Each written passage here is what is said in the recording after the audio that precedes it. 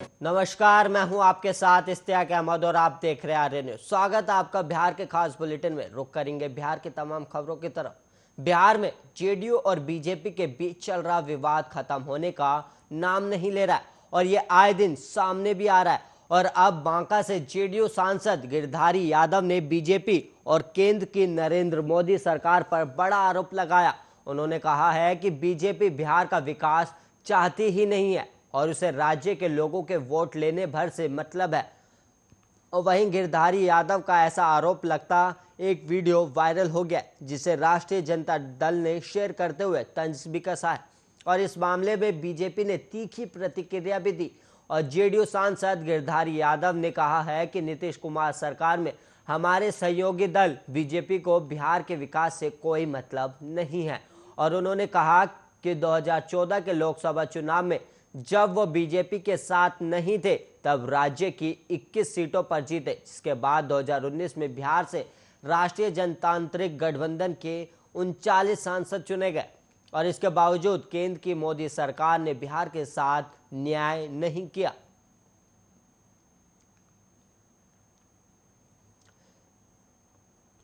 और वहीं क्या जेडीयू की इच्छा के खिलाफ बीजेपी चिराग पासवान को राष्ट्रीय जनतांत्रिक गठबंधन में शामिल बना मानती है? और ऐसा हम नहीं, बीजेपी के नेताओं के बयानों से जाहिर होता है। बीजेपी नेता या तो चिराग पासवान को एनडीए का हिस्सा बता रहे हैं या फिर इस मुद्दे पर मौन साध ले रहे हैं। ऐसे में खुद को प्रधानमंत्री मोदी का हनुमान बताने वाले चिराग पासवान के एनडीए में रहने को लेकर बीजेपी की नरम नीति से सस्पेंस कायम है। और चिराग पासवान के संबंध में बिहार बीजेपी की स्पष्ट नीति सामने नहीं आ पा रही है। और हाल ही में बिहार सरकार में बीजेपी कोटे से मंत्री नीरज सिंह बबलू ने चिराग पासवान को एनडीए का हिस्सा कहा था और फिर बीजेपी के प्रदेश अध्यक्ष संजय जायसवाल ने पूछने पर चिराग पासवान के एनडीए में होने को लेकर स्पष्ट नहीं कहा। और अब एक बार फिर बिहार सरकार के बीजेपी कोटे के मंत्री जीवेश कुमार ने कहा है कि एलजेपी नेता चिराग पासवान अभी भी एनडीए का हिस्सा हैं।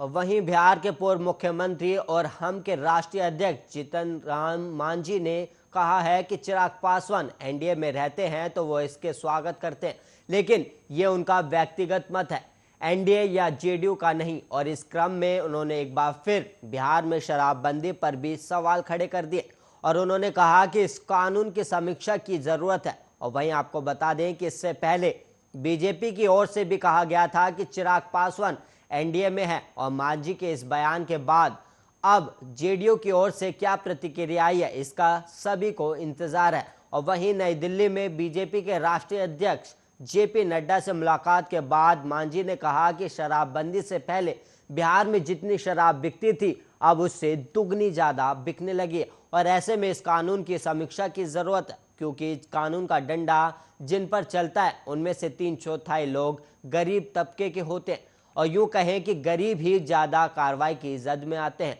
और वहीं मांझी ने सारण के एमपी राजीव प्रताप रूडी की ओर से दी गई एम्बुलेंस से शराब मिलने के मामले में कहा कि इसमें रूडी जी पर सवाल खड़ा करना गलत है। सांसद और विधायक अपने कोष से एम्बुलेंस देते हैं, लेकिन उसका गलत उपयोग होने लगे तो इसमें जनप्रतिनिधि की कोई गलती नहीं है। और हाँ, जो दोषी है उन पर कार्रवाई होनी चाहिए, लेकिन राजीव प्रताप पर सवाल उठाना गलत है।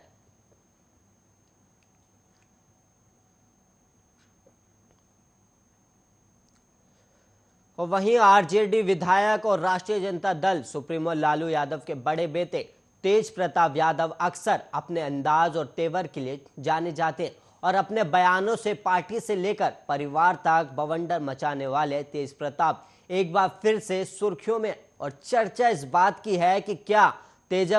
प्रताप यादव लालू की लालटेन को खुद की हाथ में लेना चाहते हैं। दरअसल ये चर्चा तेज प्रताप द्वारा गठित छात्र जनशक्ति परिषद के लेटर पैड से शुरू हुई है। और इस लेटर पैड में खास बात यह है कि इसके सिंबल में लालटेन किसी के हाथों में है। और आरजेडी के प्रदेश अध्यक्ष जगदानंद सिंह से तेज प्रताप के अदावत के बाद उन्होंने पार्टी से अलग छात्र विंग का गठन कर लिया और नाम रखा छात्र जनशक्ति परिषद। लेकिन तेज प्रताप अपने इस संगठन को पार्टी से जोड़कर रखना चाहते, या यूं कह लें कि वो राजद के बैनर तले ही अपनी छात्र राजनीति को आगे बढ़ाने के मूड में है। और छात्र जनशक्ति के गठन के बाद मंगलवार को इस संगठन के नवनियुक्त प्रमंडल प्रभारियों की घोषणा की गई और इस लेटर पैड में सिंबल के रूप में हाथ में लालटेन को रखा गया और इसके साथ ही तेज प्रताप यादव की छात्र जनशक्ति परिषद को राजद का ही हिस्सा बताया गया और तेज प्रताप को इसका राष्ट्रीय अध्यक्ष बनाया गया।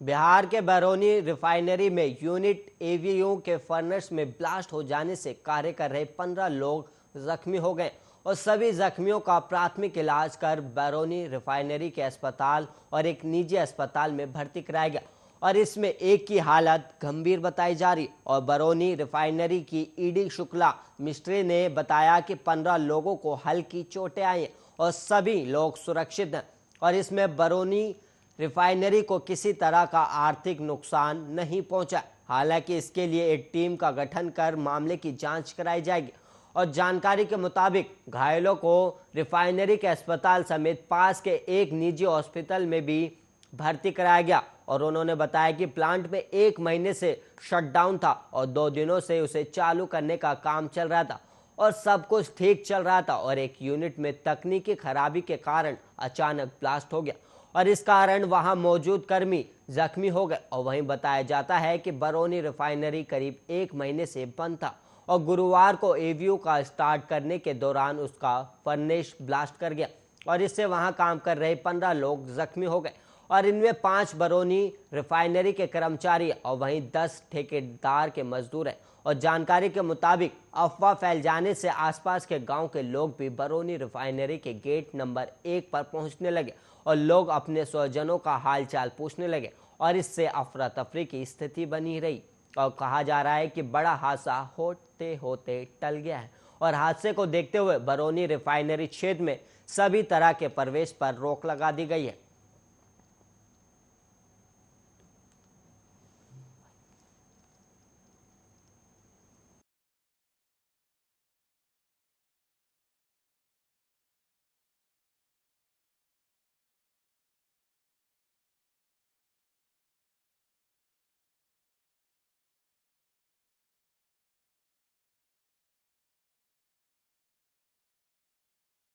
और वहीं इस वक्त एक बड़ी खबर सामने आ रही है जहां पर विराट कोहली ने किया कप्तानी छोड़ने का ऐलान। इस वक्त की बड़ी और अहम खबर जहां पर विराट कोहली ने कप्तानी छोड़ने का ऐलान किया और वहीं आपको बता दें T20 वर्ल्ड कप के बाद छोड़ेंगे कप्तानी और इससे पहले भी ये खबर सामने आई थी लेकिन विराट कोहली ने इस खबर को अफवाह बताया था और वहीं BCCI ने भी इस खबर को अफवाह बताया था और वहीं T20 की कप्तानी छोड़ेंगे विराट कोहली। इस वक्त की बड़ी और अहम खबर और कोहली ने खुद ट्विटर पर यह जानकारी दी है। इस वक्त की बड़ी और अहम खबर कि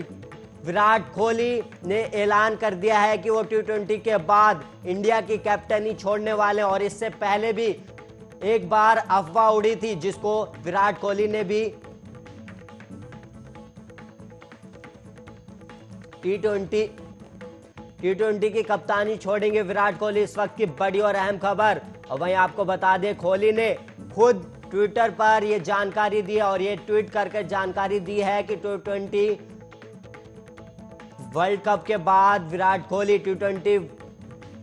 का कैप्टनी छोड़ने वाले। इस वक्त की बड़ी और अहम खबर T20 विश्व कप के बाद छोड़ेंगे कप्तानी। इस वक्त की बड़ी और अहम खबर। इससे पहले भी ये खबर सामने आई थी कि T20 की कप्तानी छोड़ेंगे विराट कोहली लेकिन इसको लेकर विराट कोहली ने अपनी प्रतिक्रिया दी थी और उन्होंने कहा था कि ये सब अफवाहें। और वहीं BCCI ने भी इस बात की पुष्टि की थी कि विराट कोहली कैप्टनसी नहीं छोड़ेंगे।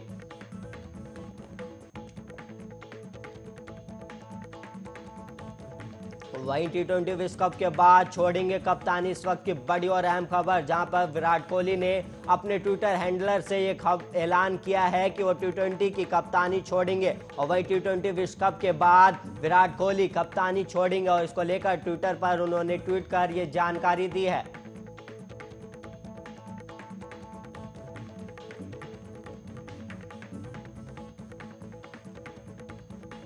और वहीं बिहार के वैशाली जिले के महानगर प्रखंड अंतर्गत समरपुर पंचायत के बाजितपुर में वाया नदी के पानी के दबाव के कारण मंगलवार की सुबह स्लुइस गेट के निकट बंदे बांध के टूट जाने के कारण बाढ़ की स्थिति बहुत भयावह हो गई और नदी से पानी निकलकर तेजी से वैशाली जिले के सरमस्तपुर पंचायत सहित समस्तीपुर जिले के कुछ पंचायतों में फैल रहा है और टूटे हुए हिस्से की मरम्मत का कार्य जारी है।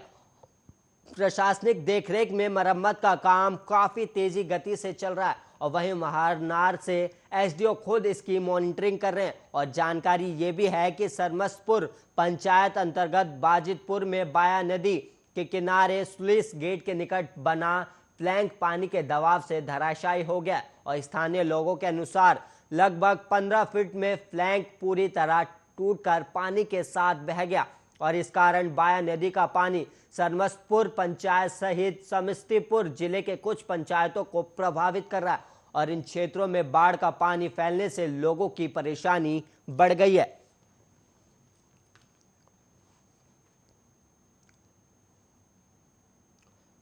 और वहीं कोरोना वायरस महामारी के दौरान देश में ज्यादातर लोग डिजिटल लेन देन कर रहे हैं और इसके चलते देश में ऑनलाइन पेमेंट का चलन बहुत बढ़ गया और वहीं ज्यादातर लोग अपने मित्रों और परिवारों के सदस्यों का पैसा देने के लिए इस प्लेटफॉर्म का सहारा लेते हैं क्योंकि इससे समय की बचत होती है और सरकार और भारतीय रिजर्व बैंक लेन देन के लिए ऑनलाइन माध्यम को सुरक्षित बनाने के लिए कई प्रयास करते हैं। लेकिन हाल ही में बिहार में कुछ ऐसे मामले सामने आ रहे हैं जिनसे सबको हैरान कर दिया है और राज्य में सरकारी लापरवाही की वजह से लोगों के बैंक खाते में रुपए आने का सिलसिला जारी है और हाल ही में खगड़िया में एक युवक के खाते में 5.50 लाख रुपए आए और इसके अलावा वहीं आपको बता दें कि 2 स्कूल छात्रों के बैंक खाते में 960 करोड़ रुपए आ गए और ये राशि देखकर बैंक अधिकारी भी कुछ समझ नहीं पा रहे और अधिकारियों की लापरवाही के बाद अब लोग अपना खाता चेक करवाने बैंक पहुंच रहे हैं। और वहीं आपको बता दें कि बिहार के खगड़िया जिले में भी ऐसा ही मामला सामने आया था और एक शख्स के खाते में बैंक की गलती के कारण 5,50,000 रुपए आ गए थे और उसने ये दावा करते हुए रकम वापस करने से इनकार कर दिया कि उसे ये पैसा प्रधानमंत्री मोदी ने भेजा है और रिपोर्ट्स के मुताबिक खगड़िया के मानसी थाना क्षेत्र के बख्तियारपुर गांव के रहने वाले रंजीत दास ने गलती से आए पैसों को लौटाने से इनकार कर दिया और बैंक द्वारा कई बार वापसी को लेकर नोटिस भी दी गई, लेकिन इसके बावजूद जब राशि वापस नहीं की गई तो बैंक ने केस दर्ज करा दिया है।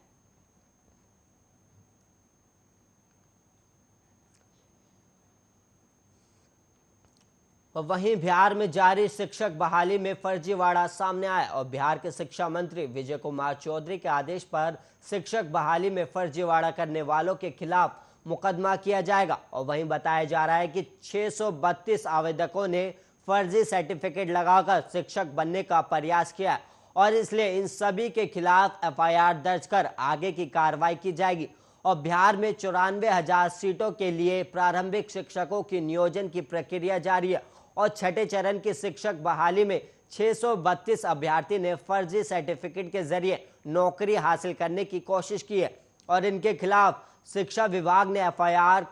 दर्ज करी है। और वहीं राज्य में सभी 38 जिलों में चयनित अभ्यर्थियों के प्रमाण पत्र पोर्टल पर अपलोड किए गए और पोर्टल पर अपलोड होते ही फर्जी सर्टिफिकेट का खुलासा हुआ। और वहीं आपको बता दें कि फर्जी सर्टिफिकेट के जरिए टीचर बनने का प्रयास करने वाले सबसे ज्यादा कैंडिडेट्स बक्सर जिले से मिले हैं और वहीं बक्सर में 121 और नालंदा में 63 और सारंग में 23, नवादा में 42 और वहीं बात करें बेगूसराय की तो बेगूसराय में 19 चयनित कैंडिडेट के प्रमाण पत्र फर्जी पाए गए और शिक्षा विभाग ने बताया कि सभी 38 जिलों में चयनित अभ्यर्थियों के प्रमाण पत्र पोर्टल पर अपलोड किए जा चुके हैं।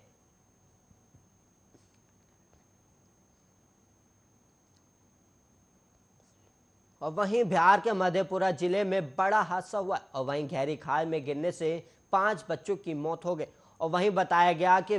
मनोहरपुर गांव के 5 बच्चे चारा काटने के लिए निकले थे और इसी दौरान बारिश के चलते पैदा हुए फिसलन के चलते सभी 5 गहरी खाई में गिर गए और खाई इतनी ज्यादा गहरी थी कि सभी बच्चों की डूबने से मौत हो गई और जान गंवाने वाले बच्चों के परिजन कैलाश मंडल ने बताया कि बच्चे सुबह चारा काटने के लिए निकले थे, लेकिन 10 बजे तक उनके नहीं लौटने पर खोजबीन शुरू की गई। इसके बाद घटनास्थल पर पहुंचे तो देखा कि एक बच्चे का सिर खाई में दिख रहा है और उन्होंने अकेले उसे बचाने की पूरी कोशिश की, लेकिन जब तक बच्चा बाहर निकला तब तक उसकी मौत हो चुकी थी। और इसके बाद ग्रामीणों ने खाई में और भी तलाश की तो सभी 5 बच्चों के शव बरामद हुए और वहीं 5 बच्चों की एक साथ मौत से पूरे गांव में मातम का माहौल है और किसी को कुछ समझ में नहीं आ रहा कि यह हादसा कैसे हुआ। और वहीं माना जा रहा है कि सभी बच्चे एक साथ फिसलकर ही खाई में गिरे, जिससे सभी की मौत हो गई और बच्चों की जान जाने से परिजनों का रो रो कर बुरा हाल है।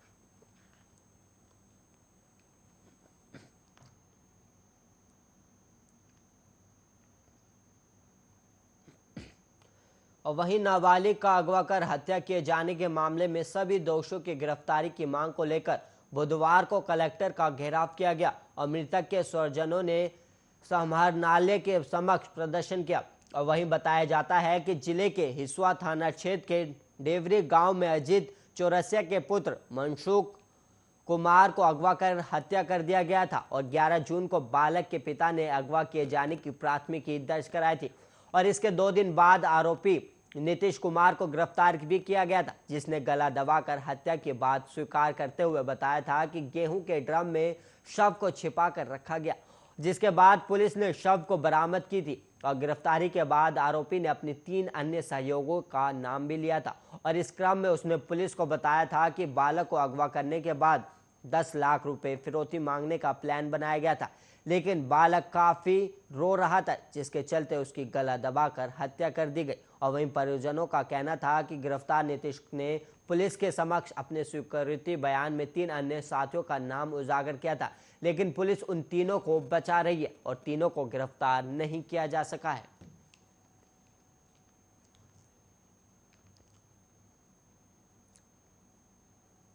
बिहार में कोरोना वायरस के एक्टिव केसों के मामले में बुधवार को एक बार फिर गिरावट आई है और मंगलवार को जहां बिहार में कुल 73 एक्टिव केस थे, तो वहीं ये आंकड़ा बुधवार को 65 पर पहुंच गया और मंगलवार और बुधवार के बीच बिहार में कोरोना वायरस के कुल 7 नए मरीज मिले हैं और इसके साथ ही 15 लोग इस बीमारी से ठीक भी हुए और गुरुवार को बिहार में मेगा वैक्सीनेशन ड्राइव भी चलाया जाएगा। और बुधवार को स्वास्थ्य विभाग की ओर से जारी रिपोर्ट के अनुसार बेगूसराय में 1, मुंगेर में 1, मधेपुरा में 1, नवादा में 1, रोहतास में 2 और सारण में 1 मामला सामने आया। और वहीं पटना की बात करें तो यहां से एक भी मरीज नहीं मिला, यानी बिहार के 38 जिलों में मंगलवार और बुधवार के बीच 6 जिलों से सिर्फ मिलाकर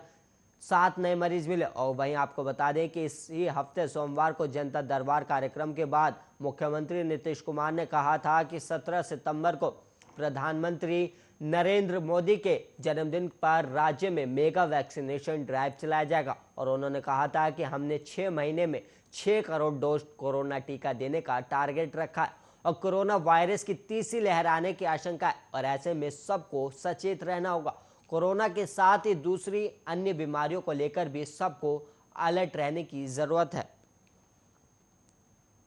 और वहीं बिहार बुलेटिन में इतना ही। ऐसे ही देश और दुनिया की तमाम खबरों के लिए आप देखते रहिए आर्या न्यूज।